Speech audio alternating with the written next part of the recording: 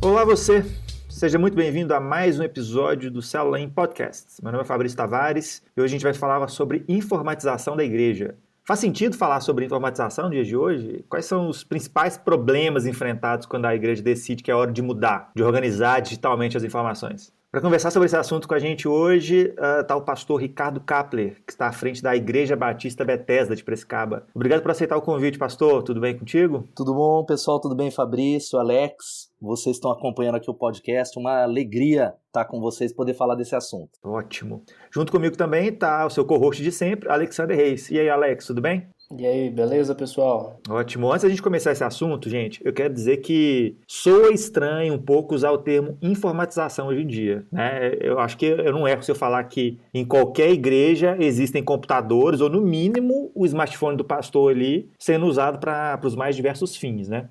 O que eu quero dizer com informação aqui é o uso consciente ou não de softwares e processos que visam ali auxiliar nas mais diversas áreas da igreja, né? Não estou falando a igreja agora tem um computador, né? Eu estou sendo um pouco mais específico. A gente está falando de uma coisa um pouco mais moderna, digamos assim. E aí, para começar esse assunto, então, eu queria que você, pastor, contasse um pouquinho da experiência que vocês tiveram com essa mudança, né? De enxergar a necessidade de agora a gente precisa ter a informação um pouquinho mais organizada e a gente precisa correr atrás de alguma solução. Como é que foi esse processo, esse início de processo aí? O que motivou essa busca por informatização? Fabrício, na verdade eu vejo que para uma igreja que está em expansão, e a gente tem falado muito isso em todo canto que a gente vai, que uma cidade em expansão, é o caso de Piracicaba e de uma grande parte de cidades do Brasil, não comporta, e não é o propósito de Deus ter uma igreja de manutenção. E isso vai impactar a igreja, ela vai precisar acompanhar, igual você abriu aí explicando para as pessoas que estão ouvindo, que olha o que é informatizar. Tem muito preconceito por parte da igreja, por parte de pastores, né? Achar que informatizar, organizar a igreja é perder um pouco da espiritualidade. Sim. Eu vou tentar resumir aqui como é que foi com a Bethesda. A gente iniciou o trabalho alguns anos atrás com uma visão de excelência, só com pouco recurso, pouco acesso.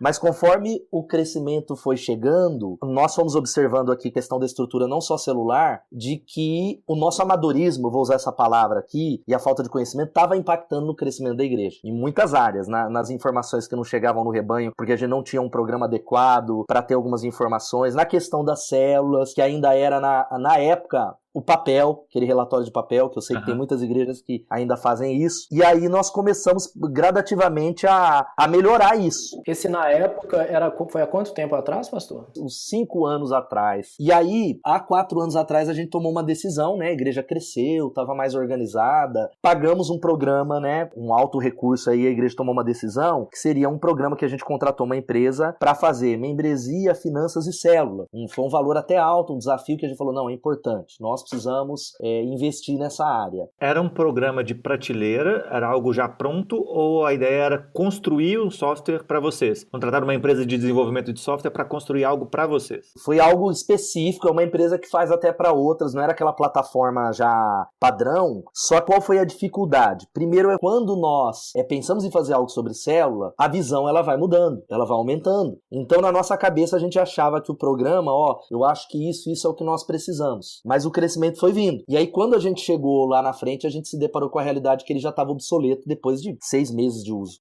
Na verdade, antes de vocês contratarem essa empresa para desenvolver, vocês chegaram a pesquisar no mercado se existia alguma solução pronta que atendesse às necessidades e às demandas que vocês tinham ou não? Ou a ideia inicial já foi, vamos construir alguma coisa aqui específico para a gente? Foi um pouco dos dois. Na verdade, não tinha na época, eu vou falar aqui, um programa como Célula In, né? A gente conhecia alguns do Ministério Igreja em Células, que na verdade nós chegamos até a usar antes do crescimento das células, né? Usamos um pouco, mas chegou num ponto, tinha algumas questões de especificação, de crescimento de coordenadores, supervisores, que não comportava, não dava mais pra gente. E alguns outros que a gente olhou que era uma plataforma muito, como que eu vou colocar aqui? Feita para todas as igrejas e para nós, para o momento que a gente estava vivendo assim, na questão das células, não satisfazia. Aí a gente falou, vamos fazer um programa, contratar alguém que faça. Só que não foi legal a experiência, talvez por essa pessoa não entender de, sei lá, se seria de células, ficou aquém e a gente quase acabou, na verdade nem usamos a questão do programa de célula como nós gostaríamos de utilizar. Entendi. Pelo menos, assim, acho que no cenário de todas as igrejas do Brasil, a gente pode dizer que o seu caso nem é o pior, Sim. né? Tem igrejas que acreditam que o ideal é trazer alguém para dentro e construir o próprio software com a equipe interna e tudo mais. E isso é muito estranho, na verdade, porque a gente percebe que, primeiro, que software é uma coisa que não gasta. Software, o custo para fazer um software é o mesmo, independente se vai ser usado por uma pessoa, por 100 pessoas, por 1 milhão de pessoas, ou se vai ser usado uma vez, 2 vezes, 1 milhão de vezes. O custo de criação daquele software é o mesmo. E, invariavelmente, o orçamento que uma igreja vai ter para poder construir esse software dela vai ser proporcionalmente menor do que uma empresa que já constrói aquilo Sim. e vende essa solução para outras igrejas, né? Então, no caso de vocês, pelo menos vocês procuraram uma empresa que já estava trabalhando com essa ideia de desenvolvimento de software. Na verdade, né, Fabrício, o que eu avalio disso tudo, assim,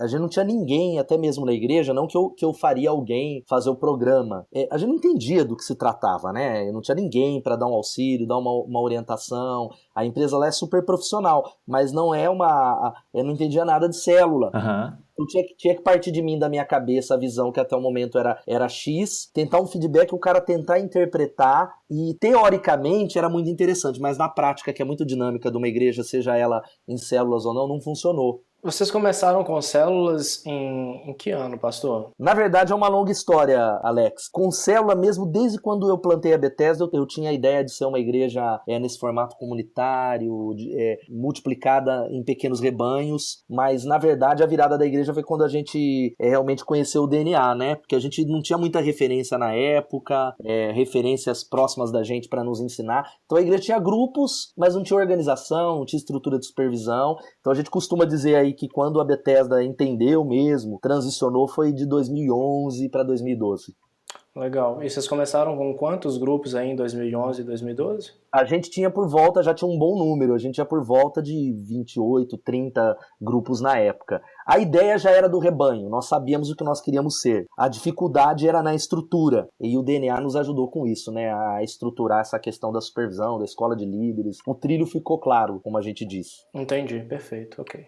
Voltando um pouco essas 3 áreas que você falou que o sistema tentou atuar, né? Na parte administrativa, na parte financeira, na parte de células, e que na parte administrativa e na parte financeira até funcionou e funciona, né? Sim. Mas a parte de célula não. É interessante, porque a parte administrativa e a parte financeira de uma igreja, apesar de ter as suas particularidades, não difere tanto assim de uma pequena empresa ou de uma média empresa. Já existem empresas no mercado com soluções administrativas e financeiras que vai atender, soluções de software, né, que vai atender facilmente ali uma igreja. Apesar de ter uma ou outra questão própria, não é algo tão distante. Não. Mas na hora que você entra na parte de gestão de célula, por exemplo, é algo especialmente da igreja. É mais do que especialmente da igreja, é especialmente das igrejas em células. Então é meio que um segmento, um subconjunto ali de todas as igrejas. E aí a gente bate num outro problema, né? Que a gente tem uma necessidade de fato de estruturação. Então você acabou de falar de ter percebido a necessidade de estruturação do próprio modelo celular, né? Da própria estrutura de células. E em seguida a gente tem a necessidade de trabalhar essa informação de forma mais eficiente possível para, na verdade, auxiliar o crescimento, né, da igreja. Eu costumo pensar o seguinte, que falando dessa questão que você falou de informatizar a igreja, uma grande parte das igrejas não tem nem condições financeiras de contratar uma empresa, mesmo que, vamos dizer, deu certo, a minha experiência não deu. Eu acho que a maioria das igrejas que eu tenho tido contato com o coordenador do DNA aqui no estado de São Paulo, eles não têm condições de pagar alguém, pagar um programa. Claro. Aí eles ficam sem essa informatização. E isso limita o crescimento da igreja. Então parece paradoxal, né? É uma igreja que precisa se informatizar para acompanhar o crescimento, mas não tem dinheiro para tal, não tem acesso. Isso é o caso das pequenas igrejas. E tem um outro lado, que é o que eu tenho que falar para pastores sobre essa questão, né? É claro que a gente vai cometer muitos erros, e é o meu caso aqui. de que a visão depende qual é a sua visão.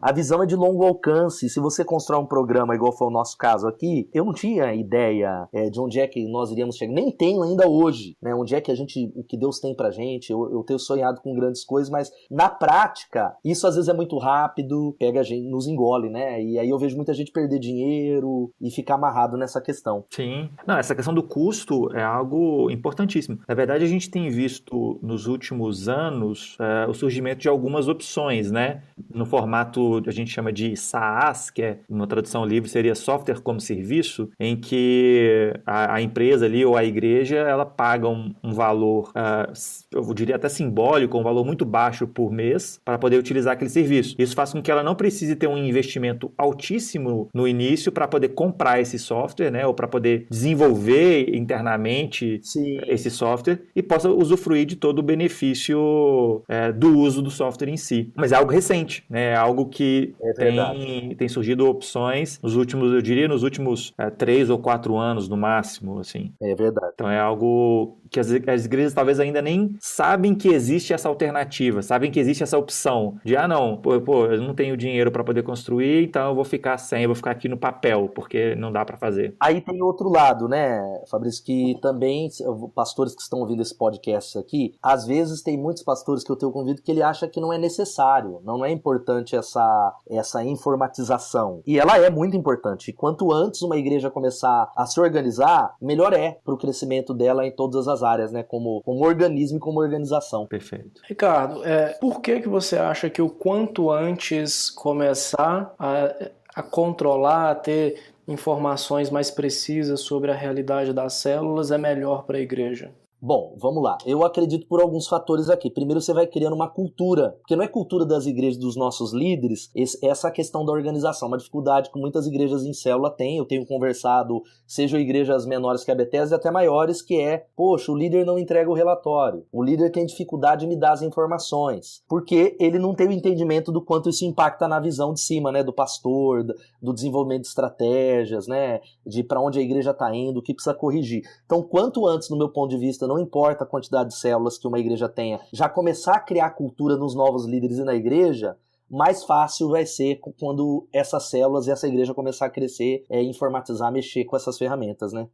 Quando vocês decidiram aí avançar para um processo aí de organizar digitalmente essas informações e tudo, como foi transmitir isso para os líderes? Brasileiro já não tem mesmo essa cultura de prestação de contas, não gosta disso, de relatório, de nada disso. A liderança de célula, por mais que a gente enxergue como um ministério, ela está numa interseção aí entre ministério e voluntariado. Verdade. E trabalhar com voluntariado não é tão legal. Como que foi a recepção dos líderes? Qual a estratégia que você usou para mostrar que isso é importante? Me conta um pouquinho desse pedaço aí da história. O que eu vou falar para você, Fabrício? Que esse é um trabalho, aí talvez você que está ouvindo achar que agora eu vou informatizar, acabou os meus problemas. Que não, ele é cíclico. Eu estava no nosso último GD, chegamos à conclusão que falar sobre a importância é algo que sempre nós vamos ter que falar. Por quê? Porque novos líderes vão surgindo, novos líderes que não tinham essa tarefa na mão vão se envolvendo com essa questão de antes eu cuidava de gente, agora eu tenho que pensar nesse lado mais administrativo. Mas quando no primeiro momento a gente já tinha a questão do relatório primeiro lá de papel, fizemos o teste, tínhamos aquele teste que eu falei daqueles programas até do que era chamado, acho que era que não funcionou por causa do nosso crescimento. Mas quando nós apresentamos, foi bem recebido pelos líderes. Agora, qual é a palavra? A teoria e a prática. Na teoria, se você fizer uma pesquisa com meus líderes, todo mundo vai falar, não, sabemos que é importante, mas tem todo um trabalho de bastidores que é sempre falar, olha, você precisa fazer, é algo que não é só para inglês ver, é algo que se tiver redondo, se a gente explorar a ferramenta do programa, vai ajudar, talvez matar alguns problemas que as células têm, né, enxergar, maximizar o tempo, o líder, o objetivo é ele visitar o supervisor, por exemplo, visitar a célula, o programa é uma ferramenta nas mãos dele, porque ele não pode estar em todos os lugares, de tapar, de avaliar. Perfeito. Foi mais ou menos isso a nossa experiência aqui. Dessa parte, quanto você acha dessa questão de manter a cultura, né? De sempre tem novos líderes sendo formados, então é sempre importante comunicar a necessidade de uma informação para a tomada de decisões em níveis acima e tudo mais. Quanto disso você acredita que é papel do pastor, dos coordenadores ali, dos supervisores? E quanto disso você acha que poderia ser, eu vou chamar assim, de terceirizado para o software? Quanto o software poderia auxiliar na consolidação dessa cultura e talvez, eu diria em alguns casos, até mesmo na formação dessa cultura numa igreja que talvez o pastor sabe que é importante, mas aqueles que estão sendo liderados ali naquele momento ainda não sabem. Como que você faz essa divisão? Não é uma divisão fácil, mas eu acredito que primeiro é o pastor. Porque se o pastor não entender a importância mesmo disso, não estou nem falando olha, pastor, como funciona na Bethesda, 100%, a gente sempre vai ter que melhorar porque as células vão multiplicar, né, como eu falei. Mas eu acredito que primeiro, eu não sei se eu vou dividir numa fatia de um bolo aqui, o pastor titular tem que estar convencido do investimento, da importância, e aí vem no contraponto, nessa questão da cadeia, coordenadores e supervisores. Eu acredito que supervisores, principalmente, eles são o motorzinho, é o elo de ligação para fazer com que, motivar os líderes a entender a importância, de que o relatório dele é importante, não só para o GD, mas para a coordenação, para a rede, para o pastor. Eu acho que é algo compartilhado. E a parte do programa, eu vejo que vocês têm feito isso muito bem, que é realmente perguntar. Tá aberto como, olha, o que pode ser melhorar, quais são as necessidades, e aí tem sido uma coisa muito legal para aqueles que estão usando bem o programa, porque vocês estão ouvindo, eu acho que as empresas deveriam ouvir o cliente, né? Quem é que está passando pelas necessidades, as lutas, as dificuldades aí do programa para fazer com que ele seja realmente prático para a igreja local, né? Interessante. Não, sem dúvida. Voltando num ponto que você tinha falado com relação à não funcionalidade da parte de célula, dentro do que vocês contrataram, do que vocês estavam desenvolvendo lá atrás, você tocou no ponto da mudança, né? Às vezes a visão vai mudando e às vezes, né, vem o crescimento, e, enfim, não é estático aquilo ali. As demandas de funcionalidade, os requisitos que você tem, que a igreja tem, não são estáticos. E tem todo o tempo de desenvolvimento daquilo e as coisas vão mudando e tal. E foi o que aconteceu conosco. Na verdade, pelo que eu projetei, serviria. Mas como você acabou de falar, é algo que não é estático, quando a gente se deparou com essa mudança, o programa era muito lento. Não respondia ao crescimento real da igreja. E aí a gente chegou à conclusão, não funcionou mesmo nessa questão das células para nós, né? Quais os pontos específicos que você sentiu que o sistema precisava ser o mais dinâmico possível, Ricardo? Eu acho que primeiro essa questão online era possível fazer, mas era algo que a empresa talvez não tinha experiência. Era uma empresa muito grande, faz software para grandes empresas até no Brasil, mas não tinha o expertise nessa questão da questão da visão das células, essa questão mais eclesiástica. Então eles projetaram um negócio muito amarrado, muito burocrático, né? Então tinha coisas de relatório que era difícil linkar. Eu não entendo algo específico, né? Linkar o banco de dados, era um negócio muito complexo que a gente chegou à conclusão que eles queriam refazer, mas só o tempo para refazer estaria perdendo muito tempo mesmo nosso, da liderança, das informações que a gente precisava. Entendi. É claro que eu vou ter um viés na minha fala, justamente pelo próprio Célula In, mas eu consigo enxergar dois caminhos possíveis apenas para uma igreja trabalhar com essa questão da informatização sem se estrepar ou sem ter um desperdício de dinheiro e de tempo, de vontade de fato, né, dos líderes ali de usar a solução. O primeiro delas, é claro, é procurar uma empresa que trabalhe exclusivamente com isso, mesmo que seja uma solução customizada, mas que ela tenha uma parte grande ali já de prateleira para poder falar assim, não, olha só, a gente já tem isso aqui. Sim. Pode fazer uma ou outra coisa aqui para vocês, mas a gente já tem isso aqui. Mesmo nesse cenário, eu ainda tenho alguns pontos que eu acho que talvez não sejam os ideais. Eu vou tocar neles. E o segundo, que o meu viés se torna claro, que é esse formato de software como serviço, em que você tem um conjunto grande de clientes, ou seja, de igrejas utilizando, fazendo com que as demandas e as necessidades sejam entendidas mais rapidamente e o software possa evoluir mais rapidamente. Então você percebe que um SaaS, independente do software que seja, né, mas nesse formato como o SaaS, que você usar hoje, ele vai ser diferente daqui um semestre. Sim. Ele vai ser totalmente diferente daqui um ano, e daqui 2 anos, e daqui 3 anos. Ele vai, nas empresas que levam ele para frente, né, que estão preocupadas com ouvir o cliente, ouvir as necessidades, ouvir as demandas, e tem uma boa visão de onde elas estão caminhando, elas vão invariavelmente caminhar junto com os clientes, e vão começar a atender aquelas necessidades ali que são compartilhadas. E aí, por que eu acho que essa primeira solução que eu falei que ela ainda pode funcionar, mas ela talvez não seja o ideal? Porque a gente tem percebido, trabalhando no Célula In, com a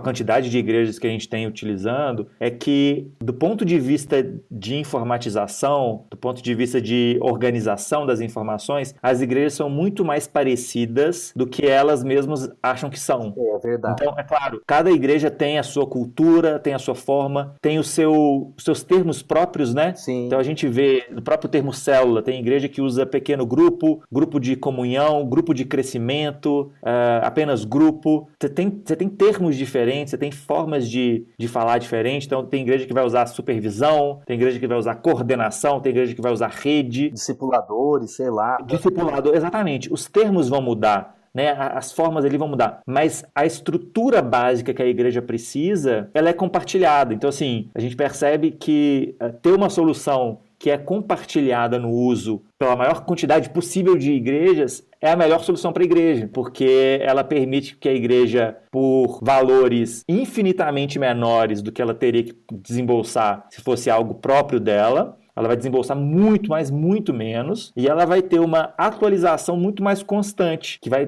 né, assim, o software vai evoluir juntamente com a evolução da igreja. E porque eu vejo que a questão da visão, ela é muito particular. Eu costumo dizer que cada igreja tem uma impressão digital, e aí se eu estou falando o organismo igreja.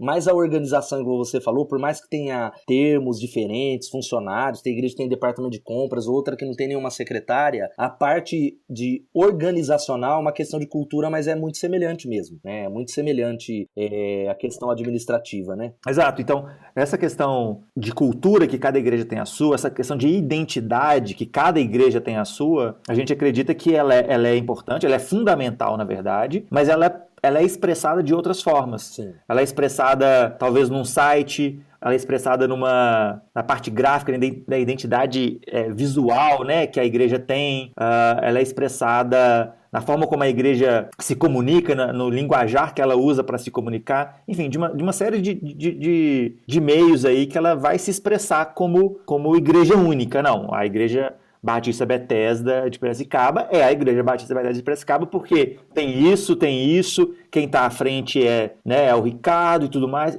mas do ponto de vista estrutural dessas informações, a gente percebe que elas são muito mais parecidas do que talvez possa parecer a princípio, né? Porque às vezes uma igreja menor, ele acha que ele não tem essa necessidade, porque vai olhar para uma igreja como a Central, ou até mesmo a Bethesda, que tem um bom número de células, ele acha que é muito distante. Na verdade, não é. Exato. Quanto antes uma pequena igreja começar a se organizar, ela vai evitar uma série de erros, por exemplo, eu cometi como pastor e a Igreja Batista Bethesda cometeu, que não é só espiritualizar, né? São erros administrativos que impediram o crescimento em várias áreas, porque a gente não tinha todos os dados, né? A gente não conseguiu antever. Perfeito. Você consegue ou tem a liberdade de expor algum desses erros, pastor? Que você acha que com a informatização e tudo, trazendo essas informações no meio digital, poderia ter sido evitado? O que eu vou pensar em algumas coisas aqui lá de trás. Por exemplo, o sistema, quando ele é claro, agora é claro, se as informações estiverem lá. Esse detalhe muito importante, né?